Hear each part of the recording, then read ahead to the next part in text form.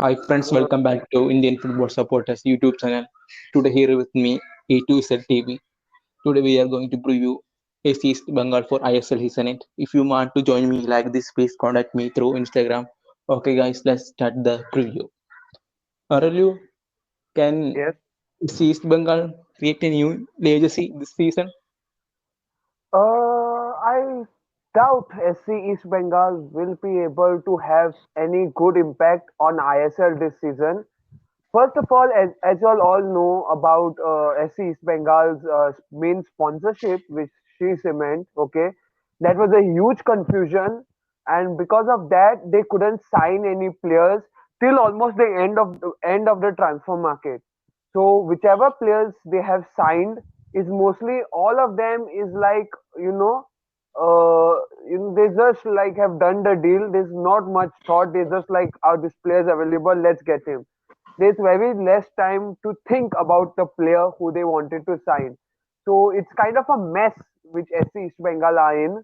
Okay, and I think they will have a little tough time to settle down first of all. I don't think they will be able to get a good impact. Top four is impossible according to me, but maybe they can be like seventh, eighth place. Maybe that. I don't think they have any good season. They're not going to have a good season. Last year they built team at the beginning of the ISL season. This year also same. See, last season was their first season in ISL, and when it's your first season, it is little difficult, when you're considering that other clubs are way richer than you. Okay, so SC East Bengal suffered from that. They had the less funds, and because of that, I believe they couldn't, perform well. Okay, although they ended their season at the almost in the bottom of the table. Okay, they almost ended until because of Odisha they didn't. But it wasn't a good performance according to me. If you ask me, was it a good performance? Of course not. SC East Bengal should be performing better.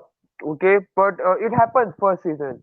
Now this season, as I already stated, they are not going to have any impact on the top four. They will be scrapping for victories. Okay, it will be very tough. I feel they won't be getting into their winning boots anytime soon. I best think no, they should be performing well, but it doesn't look like that this season they will be doing anything good as such. Even though they have an okay squad. What is your opinion about SCS Bengal training? You seen them training in live? Yeah, I was out and got the privilege to see them train. The manager, of course, the coach looks very passionate. Okay, Okay. he's a very No, no, passionate no. guy. His name. And I feel but their passion doesn't matter, right? It because if all the coaches will be passionate, they were doing their drills, but like those are mostly basic drills, fitness, speed, reaction, these heading, these all drills I've seen them do, and yeah, they look on paper they look like a good team, but the question remains is the lack of experience which their team has. Will that affect the club? I think, of course, it's going to affect the club because the three of their main foreign signings, Franjo, Antonio, and Daniel, two are center forwards and one is a center back. These people have not played for a club before. Okay, means they didn't have a club for quite some time. So it's going to take some time for them to come back to their fitness. So they look slow. I think East Bengal looks slow. That's the issue I feel. Yes. What do you think about the new coach of SCS Bengal, Manolo Diaz, who have Uh, experience in Real Madrid youth academies and B teams? yeah. So Manolo Diaz is of course a good coach, because everyone will say he's a good coach because he was the manager of the Real Madrid youth team, which is very good. Okay, being a manager of in Real Madrid is a youth is a very good thing. Okay, but here I have some questions. It's the U team, so nobody takes the U team seriously. We can agree to that, right? So before joining SC East Bengal, he was the manager of Hercules, a club called Hercules. So which is in the Spanish fourth tier, okay, the fourth level. So was the manager for 13 games and he lost five of them. Well, that is not bad. Okay, it's not bad. But how many matches do you have in ISL? Okay, just 20 matches. So in those 20 matches, if he comes with this type of performance, lose with just with out of 20, let's say even 6, 7 wins, it's not good enough. Okay, for a top four spot. He's a good manager, yes, but he has a team that needs training, needs time, okay? And I don't feel that he will be able to, at least this season, then definitely no, not this season. Maybe next season I can assume him to, be do SC East Bengal proper if the Sri Cement that financial deal is done. If SC East Bengal have a good financial deal, yes, it's going to happen. But till then, I don't see him doing anything good for East Bengal. Even though he's a good manager, many people say I can agree to that. But you need good players also. Yes.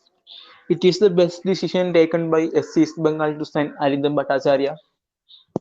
Now Ravindra Bhattacharya had to leave ATK Mohan Bagan. All of us Yes. knew this was going to happen.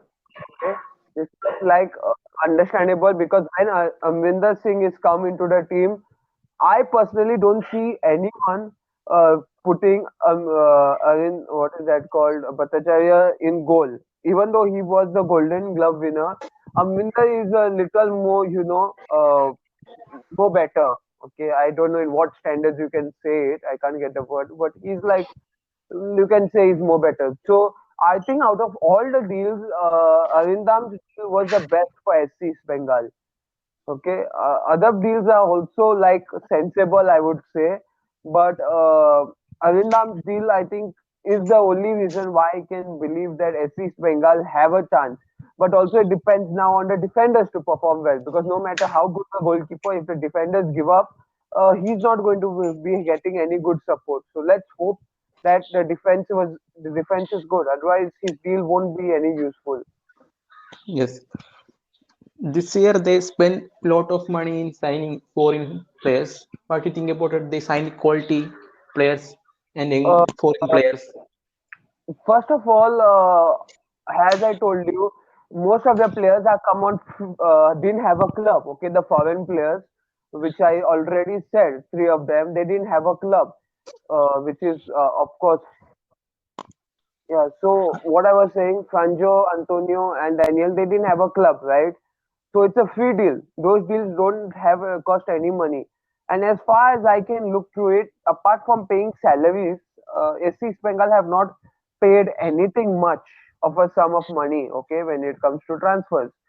So I think SC East Bengal are doing good business. Okay, but just saving on money doesn't mean you have signed quality players. Okay, it's better to sign sometimes players for money than free. So I don't know. First of all, we have some. If we check the foreign players, there is they are behind two spectrums. One, we have the only one who's good. I think is the Bengaluru guy. Okay, the Bengaluru centre back who has joined SC East Bengal. Apart from him, we don't have. I don't think they have anyone who is experienced enough. Like Daniel, I said those three players they have didn't have a club for some time, so they need to come back to their fitness and all. The Bengaluru, I hopefully I don't pronounce his name wrong. Marcella, he is a good player. He has at least some experience, so well done. Darren is a young 23 years old guy. Okay, he doesn't have any experience in Asia, and same goes to Amit. The lack of Asia experience of the players in Asia will be little affecting the squad. Okay. Yes. Indian players like Semboy Hope, Kip, Jackie Singh, Adil Khan, Vikas Jero, etc. was became very firm. It will be good for East Bengal. See, SC East Bengal did most of the signings in rush. Okay, they did most of the signings in rush. So These are like some of the most random deals that I have seen. This is like playing FIFA in your fourth or fifth season. Romeo Fernandes didn't play much for Goa's starting team for so long. Adil Khan has been horrible for FC Goa last season. We all saw his performance, especially in the Asian game, AFC Cup. Then Yes, we yes. have Jackie Chan, who also, as a Mumbai City fan, he was not up to mark. Okay, not how good we expected him to be. His performance was very bad when he joined Mumbai. Okay, then they are from Kerala Blasters from FC Goa, but there's nobody like who you can say, ah, this guy is going to lead the team. Okay, this guy has the quality to do something. These are just random. As I say, apart from Bhattacharya and apart from Bhattacharya and let's say Jackie Chan and Adil, these West deals are very random. I can't make. I hope the manager can get something out of this. It's a very random deal. Yes. Rohan joined, guys. Let's ask him the lineup of SC East Bengal. Can you tell, Rohan? Yeah. So Okay. goalkeeper, I'll go with Arindam. I'll go with Arindam as a goalkeeper. And coming up to the right back, I think I'll choose Ankit Mukherjee. He's 25 years of old. He's 25 years old, and he came from the East Bengal Youth Academy. So and he seems pretty promising as well. He played for ATK 9 times, and he even scored a goal with them. So I'd go with Ankit Mukherjee, and centre back I'd go with Adil Khan. You might say he's shaky, but then Prime Adil Khan was just something else. So I think he still has that. He still has that quality in him. So I'd go with Adil Khan, and along with uh, along with the other centre back, I'd go with Tomislav. Tomislav, I don't know how to pronounce his full name. I just say Tomislav. So actually, he signed for Bengaluru FC for 10 days. I don't know what happened, but the deal broke, and then SC East Bengal just stole him away. And he's a tall defender. He can get a lot of headers snuck in. And for left back, I go with Vikas Jairo, and so that's their defensive lineup I go with. And coming up to the midfield, right midfielder, I'd go with Jackie Chan Singh.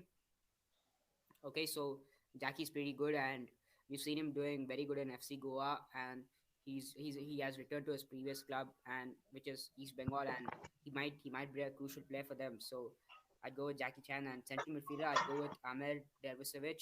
So he was a free agent. I think he was the first foreign signing for FC Goa. So I mean not FC Goa, SC East Bengal. My bad, sorry. So he was the first foreign signing for them. He's 25 years old, central midfielder, and he's made 6 appearances for Slovenian national team. He seems like a big player as well. And for the left midfielder, I'd go with Romeo Fernandes. He has not been starting for FC Goa, but he has the quality in him, and he deserves to start. So I'd go with him. And the striker, I'd go with Daniel Chima, and the other one, I'd go with Antonio Persovic. Rohan, what do you expect from SC East Bengal this season? This season you can't expect much from them because as Aurelio told, the signings have been absolutely random. It's like they just go pick someone up from the road and come. They like sign 21 players in just one day, so it's really random. So, but still, they did sign some quality players. And last season they lacked a lot of Indian talent. That's where SC East Bengal, wanted to make a comeback. The Indian talent, and this season they've signed Jackie Chan Singh, they signed Romeo Fernandes, they've signed Adil Khan, and they've signed Bhattacharya as well, who won the Golden Glove last season. So you could say they signed good distinct names, and as well as some backup as well, some backup players from the I League, I League second division, and all that, and from the academy as well. So you can't really expect much, but then the coach, I think he has a bit of experience. I think he was a staff member for Real Madrid for a while, so he might turn things around for East Bengal. And a mid-table finish would be my highest hopes from East Bengal, or somewhere around seventh and eighth would be some sort of realistic expectations, if you ask me. Yes. Can we finish? Okay. Okay. Okay, guys, video is over. I hope you enjoyed and liked this video. Thanks for watching. Thanks for joining A2Z TV and Rohan.